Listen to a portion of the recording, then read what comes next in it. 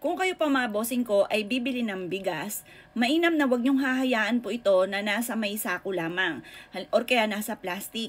Alam niyo po ba, malas po yan kapag hinahayaan niyo lamang na nasa plastic lang siya or nasa sako. Yan po ay sumisimbolo ng mga problema. Yung bang paparating pa lang ang pera ninyo, meron ka ng kakagastusan kaagad na paparating. Kumbaga, hindi ka makakaipon, panahirap na lamang po ang pagdadaanan ninyo. Kaya mainam mga bossing ko ng inyo pong bigas, pag naibili niyo na siya ay isalin niyo kaagad sa lagayan. Ano ang pinakamaswerte ng lagayan ng bigas? Ang pinakamaswerte ay porcelain or kaya po ay ceramic. Kapag kayo ay naglalagay mga bossing ko sa plastic, ang dulot po niyan mga bossing ko, kasi ang plastic mainit po yan eh. Yan po mga bossing ko, kahit anong gawing kayod ay saulat wala. Kaya mas mainam mga bossing ko, dyan po sa banga, sa base nyo po siya ilalagay na ceramic or kaya po ay porcelain. Ang banga mga bossing ko, humuhugong po yan. Yung hugong po niyan mga bossing ko ay nag-a-attract ng pera, nagtatawag po yan ng swerte. Kaya mainam lagyan nyo po ito mga bossing ko ng bigas. Pero mga bossing ko, espesyal na lalagyan nyo ng 7 mga bossing ko or kaya po sa isang envelope na red envelope mga bossing ko, lagyan nyo ito ng 168 kasi yan po ay swerte na numero. Swerte rin po yan kapag meron kang ganyan na pera sa ilalim ng inyong bigasan. Bago nyo ibuhos mga bossing ko yung inyong pong bigas.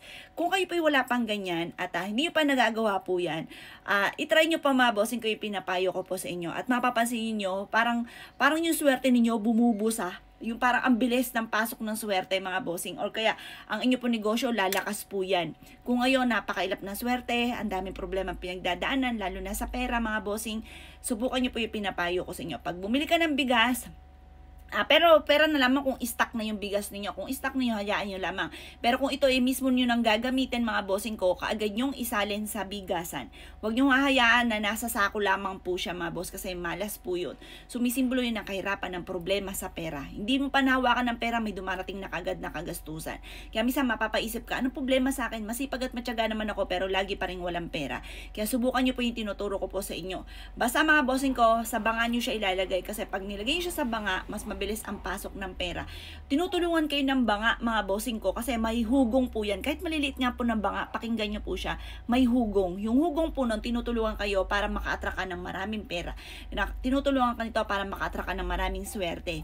Kaya kung kayo pa mga bossing ko ay may mga plastic na bigasan or kaya po hinahayaan nyo na nasa plastic tapos doon nyo natatakalin, malas po yun. Mag-ati ka kahit maliit na banga mga bossing ko. Magsimula ka sa maliit kung wala pang kakayahan ng malaki. Ngayon pa mga boss, mapapansin nyo po yan hanggang sa nagkaroon ka na ng pera na pambili ng malaki, palaki na po siya ng palaki. Ang pinaka-the best na lagayan naman ng bigasan, di ba ito yung silangan sa gawing kanan sa sulok, doon nyo po siya ilalagay.